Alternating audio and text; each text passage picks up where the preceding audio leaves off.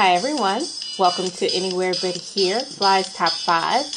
This is the series where I provide to you 5 interesting facts as well as 5 must-sees, must-dos for our destination of the week. And I want to give you some hints this week. This country that we're focusing on is located on the southernmost coast of Africa. It has 11 official languages. It has the 3rd best water in the world, and it has a population of 54 million people. So, we're going to take a break. When we come back, hope you've guessed where we're going. At any rate, we'll get started. See you.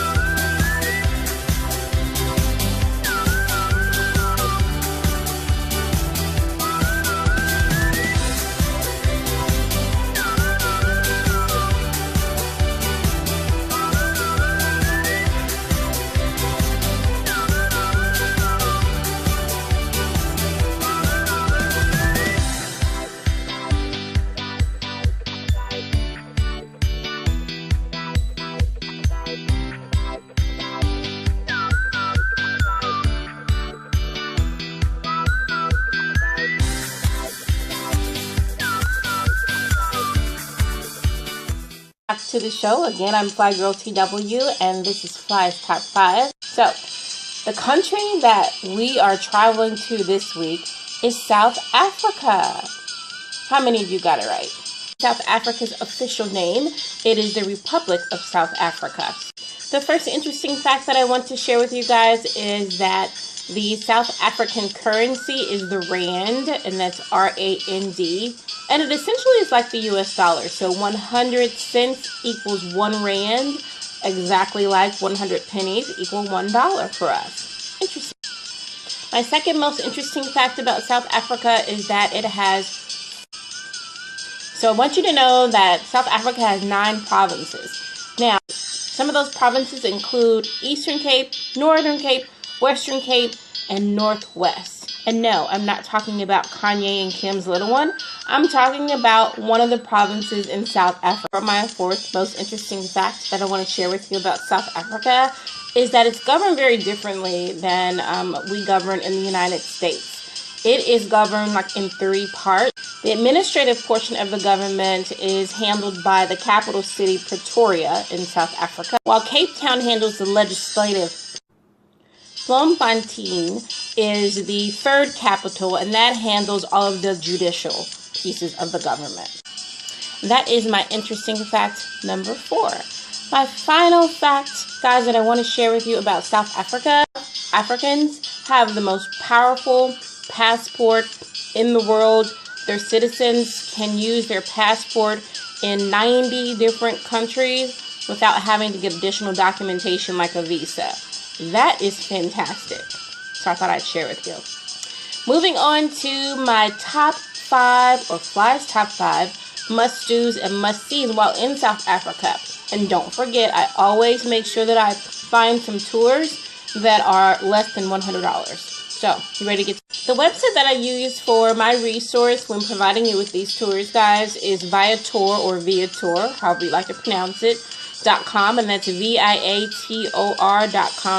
I will include this in the blog on the website, Anywhere But Here, so don't worry. I want you to keep in mind that when you travel to places that take an extremely long time to get there, I want you to anticipate needing to travel to get to the best parts of the destination. I believe in day tours, because if you're in a location for such a short period of time and you're really kind of out of your element, the best thing that you can do to see the destination is to do by tour guide and perhaps an air-conditioned bus, you know? So take some of that stress and responsibility off of you in trying to get to point A to point B for the tour that you've selected, and let a paid tour guide company take you around to the sites that are available based on the tour that you chose. So I love all-day trips, so the first one that I'm recommending to you is an all-day trip, and it's the Robben Island and Cape Town tour.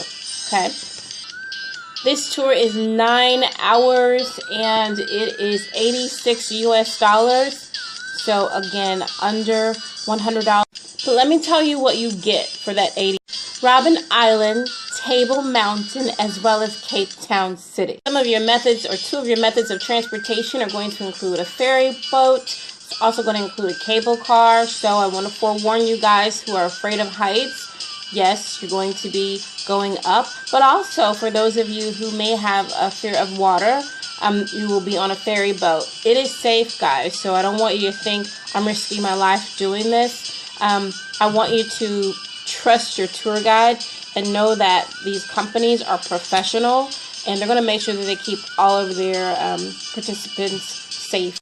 One of the great things is that the tour company is going to pick you up from your hotel and drop you off at your hotel at the end of the 9-hour tour. So that's a lot of stress taken off of you. So you don't have to worry about how are you going to get to the pickup location as well as back to your hotel once the tour is over. You're going to be exhausted, but I think it's a really nice inclusion that they have with this particular. The cable car portion of the tour is going to take you to the peak of Table Mountain, and the tour guide is not just going to let you wander and take in the beautiful sights of South Africa. The tour guide is also going to be providing with you some cultural and historical facts about South Africa. And once you emerge from the cable car, the next piece of the tour is for you to go to Robben Island, and that is where the ferry, the water ferry, comes into play. On your way across to Robben Island, your tour guide will be providing you with some facts and history about the island, which, by the way, was used as a facility for banishment or imprisonment. And today it's actually used as a museum. But when you arrive there, you will board a bus, and the tour guide will be providing you with some additional information on the air-conditioned bus about the island, the prison, and answer any questions. The final piece of the tour is your excursion to Cape Town City. So what the tour guide is going to do is to put you aboard another bus, air-conditioned bus, where they take you around the city like most tour guides do and point out different things that are very historical to the city and or the country. In this case, you're going to be going to Company Garden. Company Garden is situated on the site of the Good Hope Castle, which was built in the late 1600s, like 1665. And then once this portion of the tour is complete, you are dropped off at your hotel and you are in for the night because I'm sure you're exhausted. The tour does not mention that it includes any food, so should you bring some snacks and some refreshments. All of that, pick up, drop off, 3 different locations, different aerial views, for $86. It is well worth the price, don't you think? So my second must-see, must-do in South Africa, guys, is only $13 per person, and it is something that I think is ingenious, and that's the hop-on, hop-off tour. And what that essentially means is exactly what it says. At your leisure, you create your destiny for this particular tour. You hop on at a particular destination and you hop off whenever you stay on to go around at least one time, do full circle. And that allows you the opportunity to decide whether you want to hop off at a different location to see more or hear more about that particular place. But this hop on, hop off tour of South Africa with commentary on the country of South Africa and the city of Cape Town. So I recommend that you stay on the bus so you can get some information to make a really good decision about where and if you want to hop off at any particular time. This particular one offers you a wine tasting tour.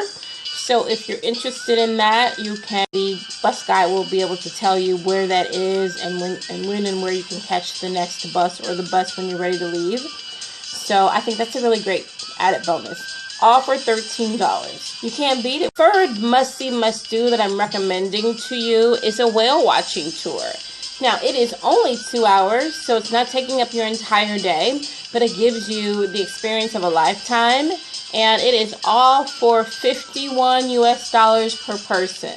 That's amazing. Sure that your guides and the crew on the boat is there to make sure that you're safe and that you're having an enjoyable time. So I will let you know that you cannot experience this tour from January 1st through May 31st. It starts in June. So from June to mid-August, you'll be able to see humpbacks and southern right whales. But if you go after August, then you'll be limited to southern right whales. But that's not bad either, right? It is still a whale-watching tour, and you'll have an education when you walk off that boat that you didn't have prior to onboarding. When I do these videos and I select the tours that I want you to experience as my must-sees, must-dos, I really do try to, I don't just pick at random, try to think about what type of traveler you are. Some are explorers, some are historians, so I'm really trying to select tours that I think will benefit the mass and not just a specific type of travel. The first 2 tours that I picked were really for those who want to explore that are on a limited time. This next tour is definitely for the adventure seeker, and it is a full day zip lining, cheetah seeing, wine drinking tour. I love it already, except for the zip lining part. So this all-day tour with everything that I just said in the title is $87, guys. $87 US. And it is definitely for people who have stamina, because there's a lot of walking, there's a lot of trekking, and you have to be on the lookout for the wildlife, because you're going to be meandering through the mountains so that you can do the zip line portion of it. And it's an open array. You will be able to see lynx and fox and antelope and much. I hope you're an early riser, because the tour begins at 6:30 a.m. Yes, folks, I said 6:30 a.m. Don't forget, there's a lot of hiking and trekking. You have to get to the location where you start your zip. So part of making sure that you have enough energy and stamina is ensuring that you're not doing something so strenuous when the heat is at full, throttle. So keep that in mind. So the tour is more than one zip line, and your guide, who is a licensed guide, by the way, will be providing you with some educational facts about the nature surrounding you in the mountains where you're located. By now you would have worked up an appetite, right? Don't worry about it. This tour for $87 includes lunch, and you get to your lunch destination around noon, so the appropriate time for you to eat lunch, and you probably will be hungry and need some sustenance. So this tour, the next piece is the cheetah encounter. And when you get to the cheetah encounter, it's included in the price of $87. However, like most things, if you want to get close up and personal, there's added fees attached to. So you can certainly be able to see the cheetahs in their enclosed environment and still be able to receive information about them.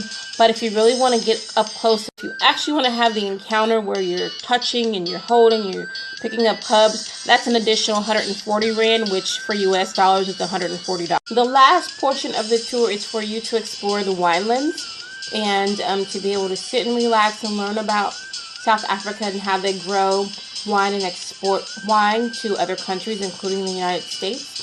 And you'll be able to sample some of the vinos there. So, full day, right? You've got to be exhausted. I'm exhausted just telling you about it.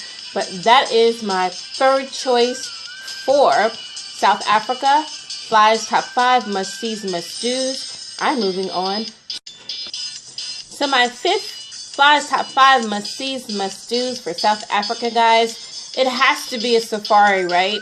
So I chose the Kruger National Park full day safari tour. And I'm going to be really honest. I struggled to find one that was less than $100, but I didn't give up because I kept my commitment to you. So I found one. It is a full day for $64. In this particular tour, you are in an open Jeep. So you will be encountering zebra and crocodiles and elephants and antelope and all kinds of wildlife.